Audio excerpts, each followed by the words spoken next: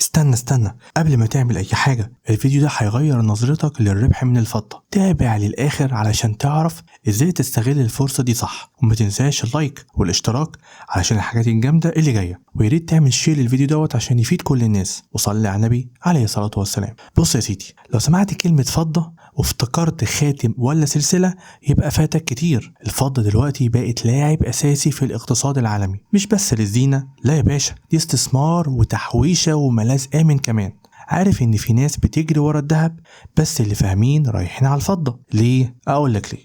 العالم كله بيغلي، اقتصاد متقلب، فوائد بتطلع وتنزل، والدولار عامل فيها عنتر. ووسط ده كله الفضة عاملة زي الطالب اللي بيلعبها هادي وبيجمع درجات. تخيل ان سعر الاونصة وصل ل $32.91، يعني من اول السنة الفضة طلعت اكتر من 7.8%. ده لو كنت حاطط فيها فلوس الفضة دي كنت شفت قرشين حلوين دلوقتي. وسبب الارتفاع الطلب الصناعي بيكبر، الناس عايزة الفضة في الطاقة الشمسية والإلكترونيات، ومع الحروب والتوترات الكل بيهرب للمعادن النفيسة. يعني ببساطة الفضة بقت شبه المرتب الثابت، أمان، وكمان بيزيد معاك. نيجي بقى للحتة اللي تهمك. في مصر سعر جرام الفضة عيار 999 بسعر 52 جنيه، وعيار 925 ب 48 جنيه تقريبا. وطبعا لو عايز تشيك يبقى هتدفع مصنعية من 40 جنيه ل 45 جنيه. بس خد بالك، الفرق بين السعر العالمي والسعر عندنا كبير. ليه؟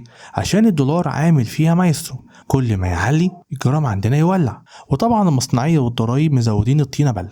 طيب تعمل ايه بقى دلوقتي؟ تعال اقولك. اول حاجة تتابع الاسعار كل يوم، ما ينفعش تنام وتصحى تلاقي السوق اتقلب. وتاني حاجة ما تحطش كل فلوسك في الفضة، نوع، ذهب، عقار، شوية فضة، العبها بذكاء يعني. وتالت حاجة لما تشتري اختار اللحظة اللي السوق فيها هادي، ما تدخلش وقت الطلوع العالي. ورابع حاجة ما تبصش على الزينة بس، بص على القيمة والتوقيت. بالمناسبة الفضة مش بس استثمار، دي كمان وسيلة تحافظ بيها على قيمة فلوسك ضد تضخم وضياع الجنيه. يعني لو شايف ان الذهب غالي، الفضة برضو فرصتك، بس تستغلها صح. وقبل ما تقفل الفيديو، لو عايز تكمل على نفس السكة، الفيديو برضو اللي قدامك دلوقتي على الشاشة عايزك تتفرج عليه، هتلاقي فيه مفاجآت كتير هتعجبك. اعمل بقى شير للفيديو دوت وسيب لي رأيك في الكومنتات. عايز اعرف منك كده، بتفكر تستثمر في الفضة ولا لسه مستني؟